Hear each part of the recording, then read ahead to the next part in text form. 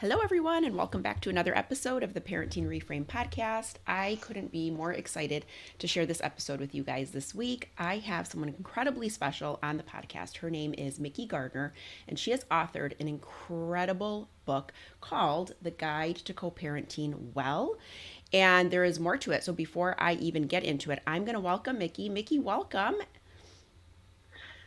Thank you so much for having me. I am so excited to be here and to have this conversation with Oh my you. gosh, it's such a necessary conversation, and your book is so incredibly necessary. hmm So, before I kind of get away with myself, because I have 3 pages of notes after reading it, just things that I want to talk to you about.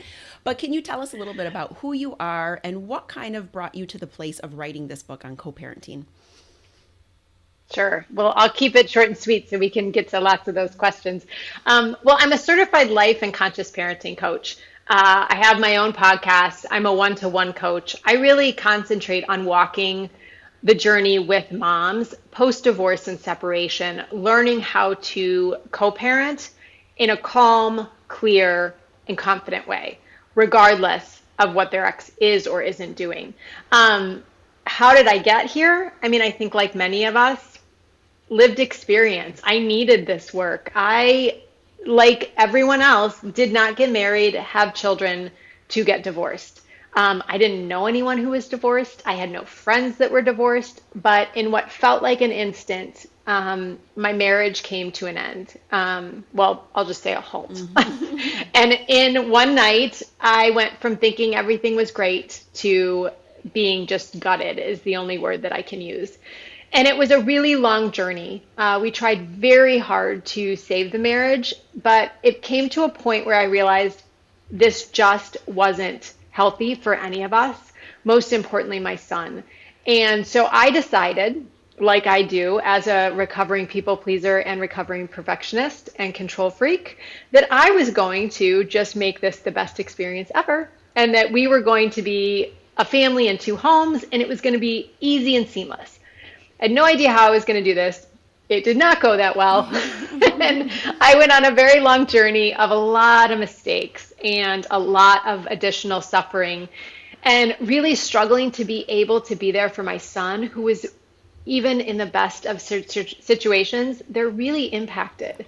And so I came to this work that way, really needing it myself, and then realizing that there are tools, there are strategies, there is support out there that can help us navigate this process so that we can be the sort of cleanest, wholest version of us.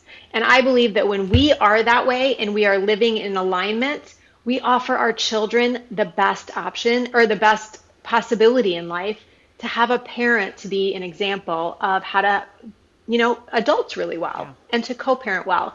And so that's really my mission of what I do now. And I truly believe deep, deep, deep in my bones that every mom has the power, every parent, let me say that, right? Dads are not excluded here. Every parent has the power to create a harmonious environment for their children, regardless of what the other parent is doing. And so I really want to help empower so that we know that we can shift and we can make really empowered change. I love that. And it is exactly what you lay out in the book, which is one of the things that I wanted to compliment you on, is because I think, I coach parents as well, not in the context of co parenting or who are going through separations or divorces or maybe a change to that story of, the family story. But, it comes up, and I always feel like, one of the places I kind of wanted to start was I love that you kind of take the experience of what it is and you ask the parent to kind of first look within, right? And you describe yourself in the book in this phase of your own kind of process when you were going through that divorce. And you just mentioned it right now. You were, like, okay, well, if co-parenting is the thing, I'm going to get an A+ in this category, and I'm going to do it perfectly. And Yep. again, that's, I think, what a lot of us do. Like, okay, mission accepted. Mhm. We're going to make sure that we nail it, And so certainly Yeah. then it kind of taps into our control spigot where we're like, well, we've got to control everything in order for it to look good. And we all Right. know that that's just an uncontrollable thing that's, at our doorstep. So, can you talk a little bit about, you talked about your own patterning in the beginning of really being a fix it parent. And I think this is so Mhm. pertinent to so many parents, so many mothers in particular, because we sort of assume that role of, something's wrong, I Mhm. just have to go into solution mode. And I know when I coach parents, one of the things I talk a lot about is I teach a 4-step process called PAR. It just stands for pause, acknowledge, respond, reflect. So we move out of reactivity to responding. And we're so quick to want to fix things. There's very little room for like stopping and acknowledging, like, what is it that's coming up for us? Why do I feel like I have to jump in and fix this? Is this needing fixing, right? There is no assessment Mhm. in there. So can you talk a little bit about the story about taking your son to being in that doctor's office? I think it was a holistic doctor or naturopath. I don't know if I'm saying it correctly. And he kind of turns to you and says, why am I here? Like, I don't really need Mhm. fixing. And I thought it was such a profound part of the book. So can you talk a little bit about what hit you in that moment, your process, and what you decided to let go in that moment? Yeah, I wish it happened in that moment, Yeah. but that moment looking back was one of those times where exactly as you just described. I'm going to back up 1 second Mhm. here. I write this book from the perspective for people pleasers, right? Yes. Because I find that so many of my clients, and certainly myself, are people Yeah. pleasers. And I want to say that people pleasers are awesome. Yeah. We are extraordinary humans. Everybody loves us. We are helpful, we're accommodating, we're doers, we get it done, and we're loving and we're amazing. And it's being a good Mm-hmm. mom. There, however, is the shadow side, Yeah. right, of people pleasing. And I wanted to mention that because in that moment in that doctor's office, when I was desperate to be able to fix my son's nervousness, his anxiety, the symptoms that he was showing. He was only 4 years Mm. old and he had the weight of the world on his shoulders. It'll make me cry right now Oh. thinking about Mm-hmm. it. He had the weight of the world on his shoulders. And what I couldn't do, which I did not realize in that moment, when he turned to me and said, Mama, why are we here? I don't think I'm broken. Mm. And in the moment, I said, "Oh, no, no, no, no, no, no! You're not broken. Of course you're not broken. We're just going to use all the resources and we're going to do all the things."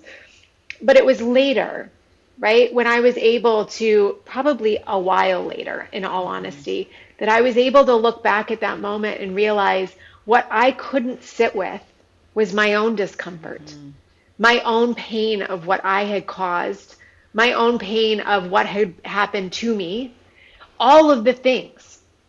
And that's what I couldn't sit with. And in not being able to sit with that and be aware of what was actually going on, I was spinning, I was controlling, I was making him feel broken when the last thing I ever wanted to do was that. But Absolutely. when we're not aware, right, we don't know. And so, that's really where I wanted to write this book because there's no shame. And we all are doing the best we can. But as the great Maya Angelou said, when we know better, we do better. Mm-hmm. And so I want to be like you, a person to help moms just know more, get to know themselves so that they can say, oh, I see what's happening there, right? And I actually have so much agency to change it. Yeah. Instead of feeling this handcuffed like I did, I either have to control everyone around me, right? And I'm going to people please the bejesus out of everybody, or, like I'm just a victim to it. Yeah. And so I really sort of teeter-tottered back and forth, and that's where I saw so many of my clients doing the same thing. And I realized I'm not unique here. They're not unique here. And I really believe that having more messaging out there that's less about the divorce, less about what the other person is, less about narcissistic Yep. exes, less about that, and more about what can I do today in my own life to create harmony for myself and my children. That's where the conversation's at, in my opinion. Absolutely. Oh my gosh, that's perfect. And you're absolutely right. Like these life events, I've always said parenting is really a mirror looking back at us. And I know you're a big fan of Dr. Shafali and you reference her in the book, the author of Conscious Parent and many others. And I love her as well. And Mhm. I think it's really important to kind of look at these moments and to really identify what is coming up for me. And you said it exactly in that, his discomfort was your discomfort and your sense of blame and that like you were doing that to him, is sort of I think how a lot of parents feel in those moments, like this is the result of actions that we the adults took that's unfairly placed now this burden on my child, and I want to take it away so bad. So if that means that I have to immediately remove any struggle that he might be going through, then that's on me, that's my job. And especially that kind of ties right back into that parent pleaser piece, or the people pleaser piece of it too. So I just think that's going to help so many people to just reframe it that way and to really look at it that way, that the minute we're going into fix it mode, and I think so many parents who are in the middle of a divorce sort of do that. They don't look at their own things that they're going through, and there is an immediate desire to ensure their kids are fine through the process. And I get it, it's very well intended, and we want to sort of consider the kids, Absolutely. right? But not in the absence of considering ourselves and our own pain and our own grieving process and all of those things. So I think what I wanted to jump to, and it ties in with this, is that you talk about sort of this idea that when we're in the position of now having to co-parent with an ex, it sort of starts with the person, and you use so many great examples in the book, but you sort of talk a lot about there's this initial idea of where we just kind of blame the challenges that we're going through on the ex, right?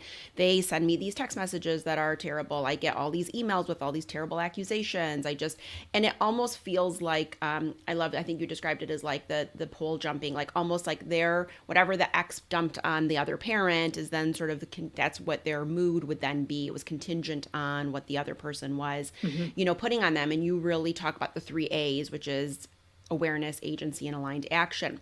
So how do you help a parent shift from taking all of their energy and putting it toward the X, and then taking that back into sort of the 3 A's and using that in a successful way? And I should mention that in the book, you have a lot of really great prompts for people who are reading it and great exercises for them to do, so that it's really an interactive book, which I absolutely love. But go ahead and kind of start there. How do we help people stop the blame game?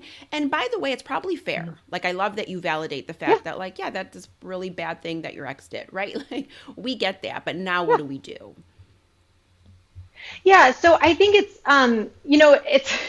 divorce is one of those things where it's a little tricky at times because, you know, something really bad did happen, right? And a lot of times, divorce never happens because of like positive reasons.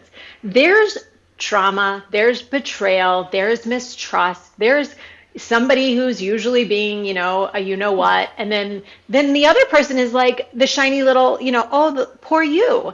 So society treats you a little bit of like it's like one side or the other. You're either the good or the bad. And when you have the divorce, it's really easy to just point all the way towards that. Like, oh, it was the divorce. Oh, it was that, right? And so what this does is perpetuate what I think is probably, divorce or otherwise, the biggest thing that we're seeing in the world right now is living in a state of reactivity. We are just reacting. I often describe it, it's like, when we get triggered, we get triggered not because of the divorce or because the ex is a jerk. We get triggered because we are a human who has some wounding that just got salt poured in it, right? Not Yes. because anything's gone wrong, just because we're human. But when we're not aware that we're being triggered, we just start reacting. And I like to describe it, I know that I'm reactive when I feel like I'm in a pinball machine. And if you think about it, right, you're the little ball on the side and you get shot out this big tube into these bright flashing lights with all these paddles coming at you and all this music and all this scariness. And then you get beat up for a while and then you drop into a black hole and they pop you out to do it again. When I feel like that, I know that I'm reactive. So the 3 A's, and really what we have to learn to step out of the blame game, because that only perpetuates where you are, is learning how to step out of reactivity and step into responsibility. And I define responsibility as response hyphen ability. It is your ability to respond to what is happening in front of you. This is power. This is true, not power in a over, this is power with, where you are really joining forces with the universe, with the energy, with presence, saying, okay, here's where we're at. I might not like any of it, but I can either keep responding and frankly create a lot more mess that I'm going to have to clean up later, or I can settle in and learn how to really deal with what's happening and choose my response. And that is where I want to teach more and more moms and dads how to do this, because when we are an example of this, which is just really good adulting, we teach our children how to do it innately, and then they don't have to go through this life of reactivity like I did for 40 plus years until I became a little bit more. And don't get me wrong, I get triggered like the best of them, right? Like every Yeah. day. And it's not to not, the goal isn't to not blame or not react or not get triggered. It's just to notice Yeah. quicker, right? It's like just to build the muscles so that you notice it, whether it's 30 seconds in, 30 minutes in, or 30 days later. All of that is good awareness, and then that starts you on the journey of being able to change. Yeah, I love that. I have a spiritual teacher that I've been working with for a couple of years now, and I love her. And one of the things she always says is like, can we make the goal, being how can you become a witness to your life? Like, just really allow Yeah. yourself to observe and to just, without judgment and with just love and grace, like, where can we just witness what's happening? And it's so helpful because it just takes me out of the chaos of a moment, right? Life is chaotic. It's not, we're not saying that you're going to Yeah. live in a yurt somewhere and it's going to always just be peaceful. And, we have busy lives, we have a lot of things to navigate. And so it's really this idea of like zooming that camera lens out and looking at yourself and going, and like you said, now choosing. Now you're aware you're triggered. Now you get to decide, what are you going to do about it? Are you going to opt for that reactive response, or are you going to give yourself a minute to think about it and create pause and create space? And I think that's applicable to so many life situations, right? Not only parenting. So I think it's so beneficial to really think about, and I love the way you define responsibility. And I had notes on that too. And I was like, that's the perfect thing to look at. It's like you have the ability to respond or not respond, which I think sometimes we forget, True. right? That's an option. Yes. It is an Yes. option to say, I am not 100%. engaging in that. So I just love Yeah. that, that whole reframe on how we look at that. So, one of the things that I loved in the book is you talk a lot about this idea of not shoulding the situation. And I love this idea. Right? And this is like life 101, right? Like, I should be this, I should Yeah. be here, I should have this much, I should, right? It's like the word that kind of takes us down without us even realizing it. So, in the context of co parenting, how does shoulding as a verb get in the way? And how can we create a little more awareness around it? Yeah, well, I think it's great because once we identify that we are shooting on ourselves, we can step out of Yes. it. And it's one of those words that as soon as you hear it, you're like, "Oop, red flag," Yes. right? Like that's just red flag. And we've got to understand that when we think that something should be happening, what we're really doing is we have an expectation of how the other person should be acting or shouldn't be acting, what our life should or shouldn't look like. It's really just sort of putting a flashlight onto an expectation that is unmet. Yes.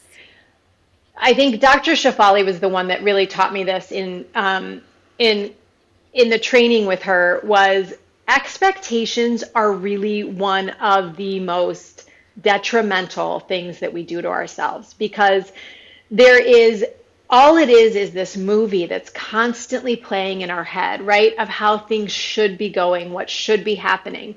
And they run in our head all the time, and they're very detailed, they're very vivid, especially, and there's nobody that we love to have expectations more of than our children, Mm-hmm. right? Because we brought them into this world. We're going to show them what they should be doing. And then spouses, partners, co-parents, exes, right? All of these people, we just heap all of our expectations on. So there's your expectation on this end, but then there's reality over here. And the reality is usually very, very different. And all of our suffering lies in the middle. We like to believe that our suffering is caused by the people, Yeah. when really, when we're able to again become more aware and start to look at it, we realize I have this expectation that often might not even be achievable in any sense given the people around us or ourselves, yet we're holding on to it with such like desperation that that's where we really have to learn to step back and say, okay, is this realistic? Do I even like that expectation? And if not, how do I want to shift to meet reality where it is? And a lot of my clients will really resist this, Mm-hmm. right? Because they're like, oh, you're just telling me to give up. No, Mm-hmm. I'm not telling you to give up.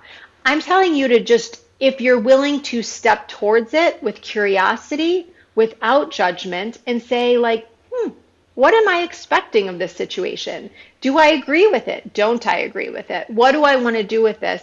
And how can I shift any direction that can kind of take my suffering out and step into more responsibility, more action that is aligned with how I want to show up, right? And so that's where I think this idea of shoulding, Mm-hmm. it's like the little red flag. As soon as it go up, let it be the firework that you realize, maybe I need to do a little bit of digging here and start to really understand what's actually happening. Yeah, my God, so much good stuff in there. Your work reminds me a lot of, in the way that you write. Are you familiar with Byron Kate? Yes, Right? of Yeah. course. So like, it's this She's idea, right? So amazing. it's this idea of like, why do we not fall prey to our thoughts? And within that Hmm. same vein that you're mentioning, right, your expectations. And when I learned, and it's still hard, but when I learned to be aware of my expectations and to let them go, it really became a game changer, not just in parenting, but in life. It really Yeah. changed so much for me. I became more flexible. I became more open to taking chances. I became less fearful. I became less Hmm. controlling. Like, I wrote an article for Metro Parent that just came out in January, and it is about that. Like in 2024, it kind of, they asked me like, what are some expectations that parents should have, and I said, I think I'm going to reframe it, and I'm going to say, let's talk about really analyzing those expectations and letting it go. I was listening to a podcast with my friend Elise Lunan, and I think she was interviewing, I think his name is Jedediah Jenkins. He wrote a really beautiful book, and he said he had to learn how to interrogate his expectations. And I thought that is such a beautiful Hmm. way to put it. Like, how do we really like examine those and really look at like, where is that coming from? And to your point, it's usually in the bucket of shoulding is where we usually those expectations came from. So once we start to dispel that and kind of move away from that, we can take some better actions that, like you said, are in alignment with what we want to create. And you talk a lot about that too, creating your piece, your own piece, and not really being reliant on Hmm. it coming from, somebody changing or somebody doing something differently. So much good stuff. Hmm. I just can't. And I love the idea of, I was hoping we could touch on this too. The idea of like letting other people think you're wrong.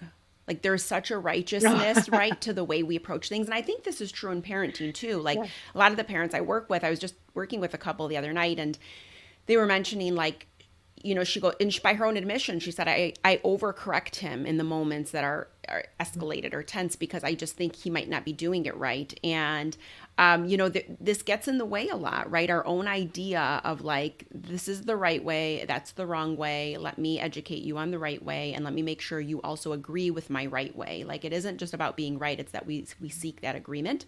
So how can we kind of let Hmm. go of that a little bit in that context of co-parenting, and how hard is it? I mean, it's got to be so hard. So hard. Yeah. So hard, right? Like I think that's one of the things that, and I just want to say to those moms out there who are divorced, who are shared custody, listen, first, if people ask me all the time, when am I going to feel better about Mm, this? I don't know that you are. I've been doing this for 10 years. I still hate when my son leaves this mm, house. I am, as all of us are, we are wired to protect, to love, and to care for our children. yeah. And when they are physically taken away from us, even if it's only for like a night, it's it's really, really difficult. And so I want to open up a ton of Yeah. compassion and just awareness around like it's hard. Mm-hmm. And I think the more that we can understand, okay, that have that compassion, have that openness, have that curiosity, it sort of lets us off the death grip of wanting it not to be this way. And I think that's really important because for us to be able to have more openness and more acceptance of what is happening is what allows us to not get so controlling and wanting to control what is going on. One thing I see so often is, well, the overcorrection. I was with a client yesterday and she was saying, well, it's awful because I'm not fun. The kids come to me and I have to do no screen time because he has unlimited screen time. I have to be the one that doesn't have anything fun on the dinner table because he's feeding them crap all the time. I'm the one who has to do this. And I'm sitting there going, but do you have to? Or are you choosing that? Right? And it's understanding what we quote unquote have to do versus what are you choosing here? You're so focused on sort of overcorrecting from what you're unhappy about that you're just creating a really unhappy home for yourself Yeah. versus looking at, okay, can I let go of what's happening in the other house? And I do not suggest you let go of abuse Yes. or any, I'm not talking about anything like that, right? Like, but when we're talking about sort of things we can't control, screen time, how late they let them stay up, what they feed them, all of these things, you can get really angry and overcorrect, but I'm going to tell you, everyone's going to be miserable. Or you can really sit back and say, okay, who do I want to be in this situation? What kind of home do I want to create for my children? What do I believe is important? And come from that perspective, right? When we're coming at it from this is what I believe and this is what I truly want to do, that's a different energy than I have to do it because they're making me do it, right? It's just a completely different energy shift. And to me, that's really what we have to start to do in co-parenting. Hopefully, the other co-parents willing to participate with you, even if they aren't. Setting forward an actionable plan that's intentional, purpose, like on purpose, and based on your values. When we do that, and we're starting to come to a place where how can I create calm? How can I create collaboration? Again, even if they're not participating, but you decide what you're going to do, and then you start to reverse engineer how you're going to get there. And that gives you, and that's what I work with clients on, is like, let's put together a step-by-step plan so that you can actually start creating the co-parenting relationship you want, and you don't have to wait for them to change. Because if you wait for them to do it, you'll be waiting Yeah. a long time, right? And so often, I think and I'm sure you see this with clients all the time, but it's, there's obstacles and there's detours in their way. And they are the majority of the time the same thing that gets in our way every time. It's those patterns that we keep doing. And then we're surprised. We're like, oh, I can't believe that he did that for the 50th time today. Right? Yeah. I can't believe that he sent me that email that he sends me every Tuesday, right? Like, and I'm making light of it. Sure. It's painful when it happens, but when we can start to see it and we're like, oh, I see these patterns. Okay, let me create a plan to move around it. How am I going to adjust? How am I going to not let this derail me? How am I going to still hold my peace so that I can create peace around me? And that to me is where we start co-parenting really, really well. And I think the other thing I want to say really quickly here, children only need one parent who is loving, who is safe, who is supportive, who they know they can come to. And if a child gets one, I believe they're pretty lucky, Yeah. right? And so I think your only job is to be that one. Let's stop worrying about what the other co-parent is doing, and let's start really investing our time and our energy to make sure that we are that for these children that we brought into the world and that we are caring for. I love that. I think that's such a beautiful way to illustrate it so that it can empower the parent who is feeling like all of their parenting choices are contingent on what the other does. I love Yeah. that you're like, does it have to be? And that's exactly right. I was working with a parent who was in a similar situation and kind of saying the same thing. Well, I have to be the one to do this now because the other doesn't. And this happens, Mm-hmm. by the way, even when you're not divorced. I see parents all the time who Exactly. overcompensate for what they believe the other is lacking. So if somebody is too strict, in my opinion, let's say, or in that other parent's opinion of them, then they become permissive because they feel like somebody has to be Right. the soft place in the home. And then if the more strict parent sees the other parent as permissive, then they feel like they have to really beef up the strictness because someone's got to run the ship. And it's interesting. It's really so rooted in just our perceptions and nothing more. And I think it's great that you're highlighting that. And I said to that parent, it's up to you, but you can continue to do what you're doing, but you will always parent from a resentful place. And your kids will feel that because you will resent the choices that your partner is making. And so as a result, you will Yep. let that then impact the way you parent. And this dance will happen back and forth, you know? And it's interesting. One of the questions I always Hmm. start with, because you probably find this too, but sometimes we're so in it, like they're so in the sort of the Yeah. storm and in the chaos of it and in the back and forth and the communications and the hurtful things that are said, and right, we know all the things and how emotionally taxing it is. And even, and I'll start to walk them through some patterning and some tools, and they'll say, oh, but, and there is this almost this desire to hold on to the chaos. And then I'll finally Hmm. say to them, you really want to think about, is it working? Is what you're holding on to, that story, holding on to that thought pattern of blaming them, is it working? Because if, I'm guessing it's not, because that's why you reached out to me, right? So if it's Right. not, let's think about where can we just start to shift that dialogue a little bit. Where can we just start to make some changes? And your book really does that in a really beautiful way. It allows the person who's going through it to just really better understand themselves in that story and what they would like to change. And I think that's where we get to see Yeah. the real magic happen. So if somebody is, let's say, you know, let's use some examples. Let's say somebody is just right now found out that they're in the middle of, or they're just about to get divorced, or there's now this rug pulled out from under them feeling. Where would you even tell them to start? Oh, well, just a whole lot of compassion, right? Yeah. It's really difficult. And I will say that the majority of my clients come to me when they're about a year or so out, Okay. right? Because the initial shock and awe of the Yes. situation is, it's, it's like it really is a death. Mm-hmm. And I don't know that we talk about divorce in that setting, but there is a period of just intense sadness, grief. There's also a period of time where you just have to like figure out, okay, what am I even going to do here? How am I going to get from point A to point B to point C, Mm-hmm. right? So I would say really lean on making sure that you have the team Mm-hmm. with you, right? If it's if it's very high conflict, you need a really good team Mm-hmm. around you, right? If you are doing it more on sort of collaboratively, still, right? Really trying to think through, and there's so many resources out there, so you are not alone. That's the one thing that I want you to know.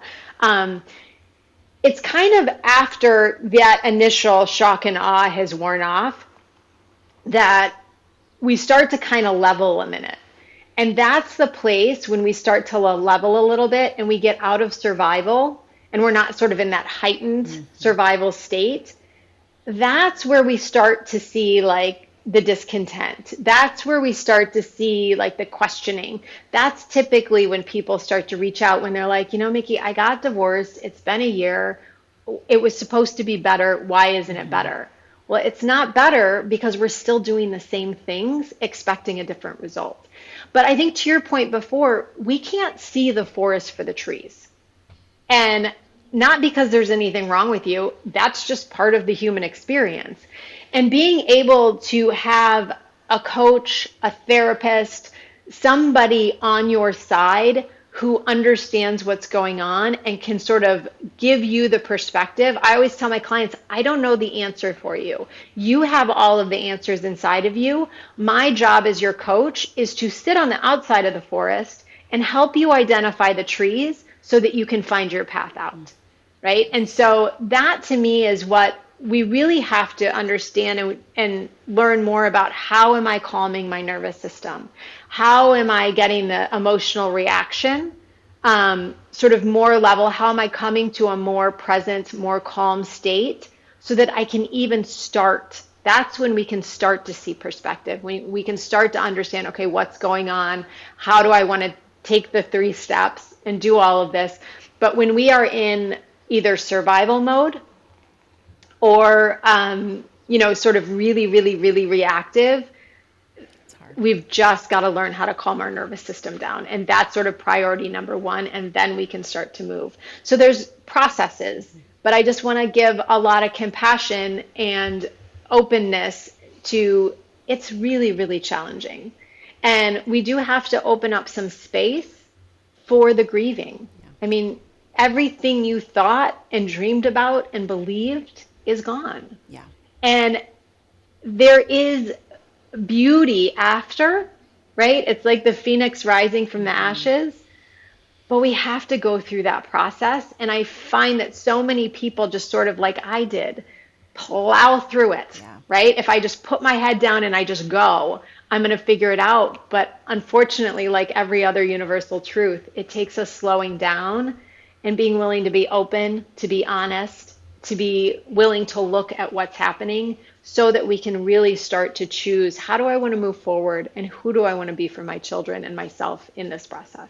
Yeah, oh my gosh, amen to all of that. I mean, it's so true, and like you said, that compassion is so important. You share a lot of great tools in the book in terms of that initial sort of feeling of like, how do I even just calm myself down? Can you share just a couple of maybe your favorites of like, how do you calm your central nervous system down when something happens that feels so overwhelming? I know I talk a lot about this idea that a dysregulated parent can't regulate a dysregulated child. Like, right, it just doesn't Right. work that way. So what are some ways that we could think about, or just some tangible things that we could do, even if it's, I'm a big fan of breath work, but and I know you mention it in the book Yeah. too, but what are some things that you Mhm. like in particular?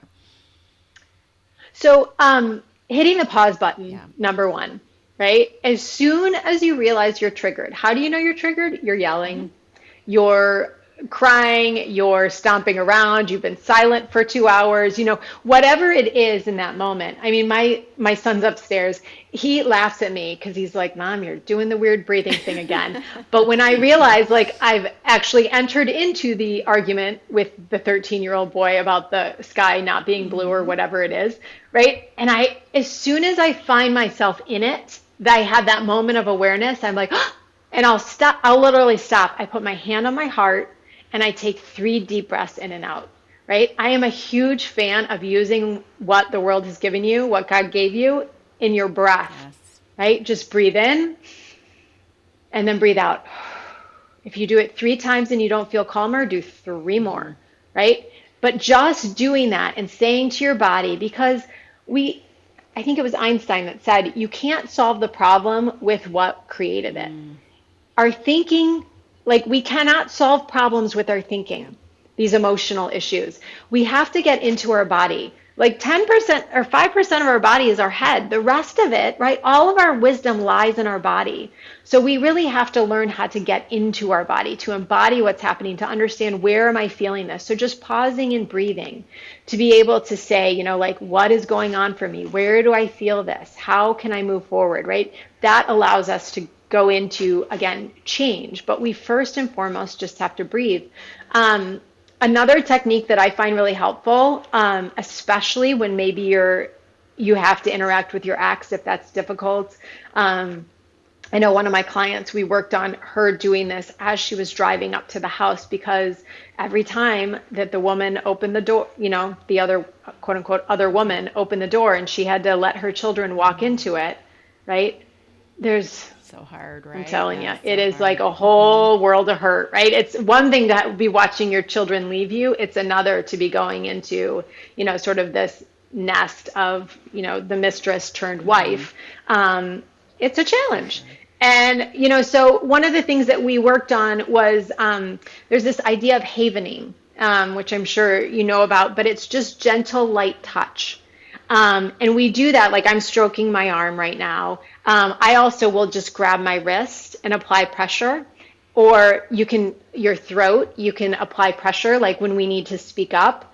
I'll just put my hand on my throat and sort of give my body permission to put the attention there, right? Or it's just ways to ground into your body to become more aware and stay present in the moment, right? So that you can be aware of what's going on around you. Um, there's different grounding Yeah. exercises that I give in the book. There's so many, but they don't have to be really dramatic. And even when, if you're in that interaction with your ex and they're doing that thing that drives you crazy or you tend to get really flustered about, just put your hand on your wrist and you signal to yourself, I'm Mm-hmm. okay. In this moment, I am okay.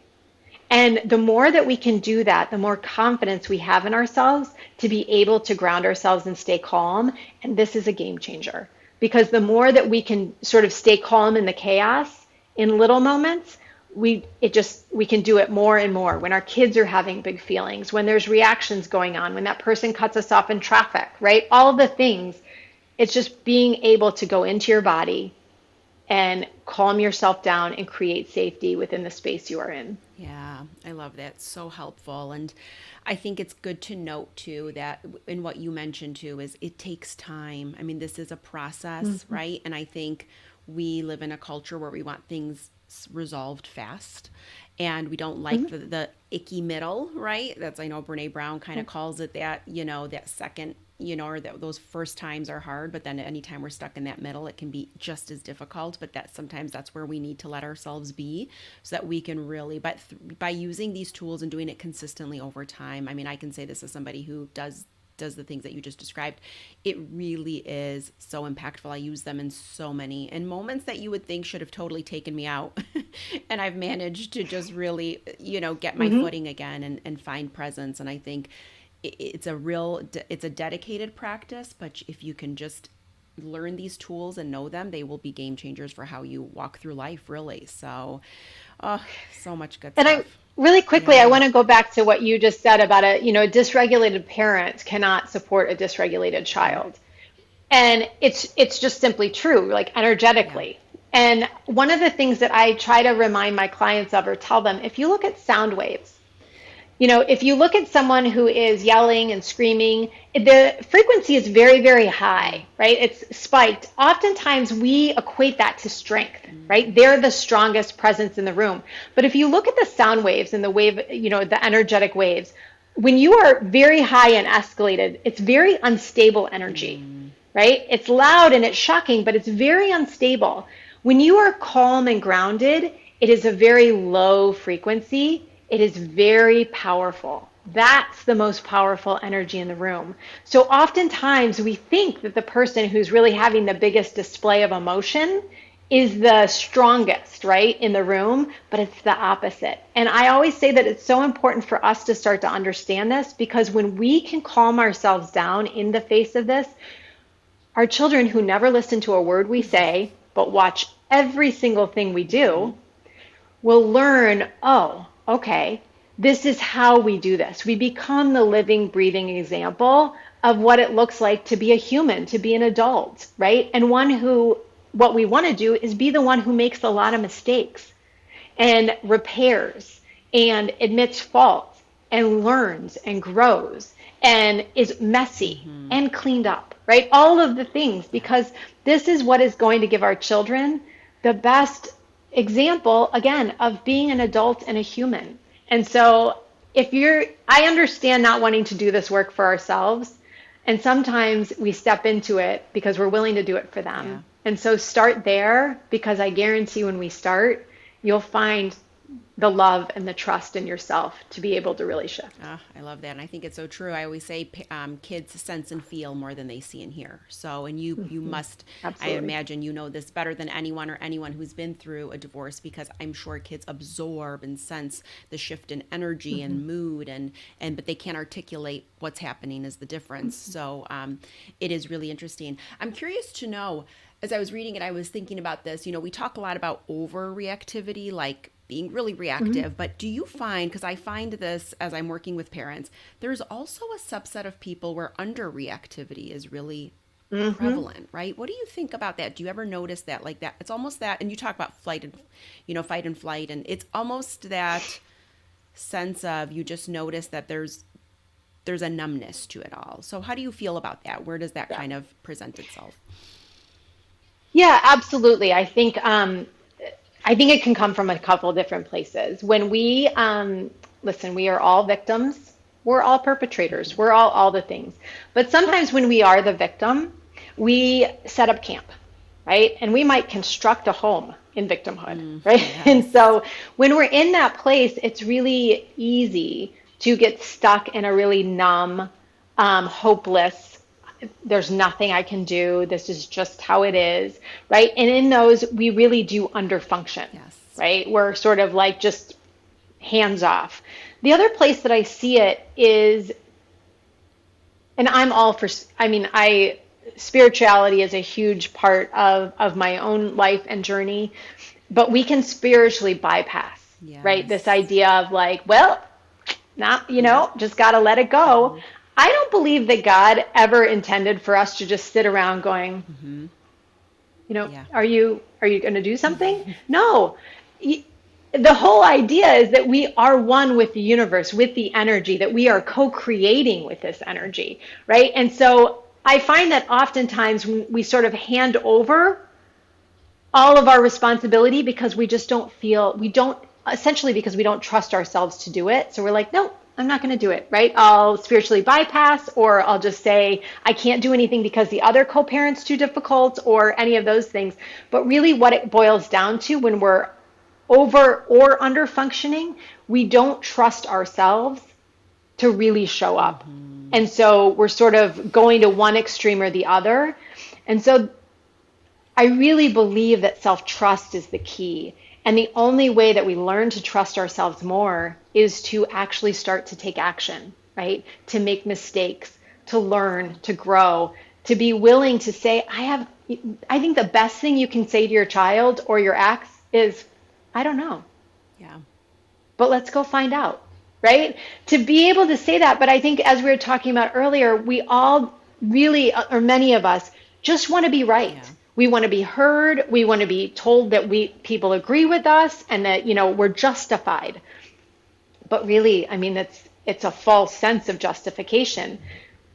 What I want to offer is that really, when we're working towards creating our own peace, really deepening our relationship with ourself and our knowledge and our presence in the world, that's when we have a really clean footprint that we leave behind, because we're more present and we're more flexible, we're stronger, we're more able to engage in everything going around. And the best thing we can do is say, I have no Yeah. idea. I don't know. I don't know what to do, but let's figure it out. And it really have that flexibility and that willingness Yeah. to be curious. I think curiosity is one of the most underrated um, emotions or things in the world. I really started my journey with curiosity, and I'm so grateful that I did. And it was from Brene Brown's work. Yeah. And so I think that's one of those qualities of like really step in and grow your muscle of curiosity. Yeah. Oh, it's another game changer. I promise you. It's such a good one. I know it's interesting that you're Yeah. saying that about self trust. I think that's so beautifully stated. And I was listening to, she's a child psychologist. I think it was Dr. Siggy. And she was saying, a lot of times we assume that the opposite of anxious is calm, but the opposite of anxiousness is trust. So if we're Mhm. feeling anxious about something, it's because we are not trusting either the other person, Right. ourselves, the situation. So how do we build self-trust in the face of that anxious moment, and then we can work Yeah. through it. So Yeah. yeah, we always look to like how do I calm down? But it's actually like how do I build that trust muscle so that I can reach a place of calm.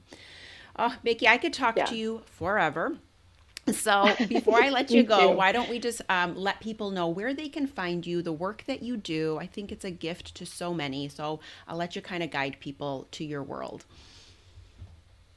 Well, thank you. Yeah, I think where I hang out is I have a website and Instagram, which are both just my name, Mikki, M as in Mary, Ikki, Gardner, Gardner. That's pretty simple, I hope. The book is The People Pleaser's Guide to Co-Parenting Well. You can get it anywhere books are sold, online. And then I also have a podcast too, which is called Co-Parenting with Confidence, where I talk about all things co-parenting. And I just want to say that I appreciate all the work that you're doing in the world, and I admire you so much, and I'm grateful for this opportunity and for your trust with your audience. I want your audience to know you absolutely, no matter what is going on, have more power and more ability to reshape your world and your children's world when we do that by creating a grounded, harmonious place and a loving place. And so it's possible, and there's so many resources out there. So I just encourage you to reach out, right? There's Yes. so much. If you're thinking like, I wish someone could help me, someone can help you. And we are not meant to do this motherhood journey alone. We are not meant to co-parent alone. We're not meant to do any of it alone. And I wish I would have shortened my years of suffering had I reached out and gotten help. Yeah. And so that's why I am such a huge proponent now of just get help because we need it. It's not because you're weak or you're wrong or you made a mistake or anything else. It's because you're That's human, exactly right. right? And the greatest thing we can do is step in and lock arms with one another so that we can really set our children up for a different world. Ah, absolutely. Love it. All right, Mikki, thank you so much for being here and taking the time to share with Thank us. I you. know the listeners are going to absolutely love it and have so much to take away. So, thank you again, everyone, for listening. Again, I will include links to Mikki's book in the show notes, her website, her Instagram, and you can get more information if you head over there. Until next time, everyone.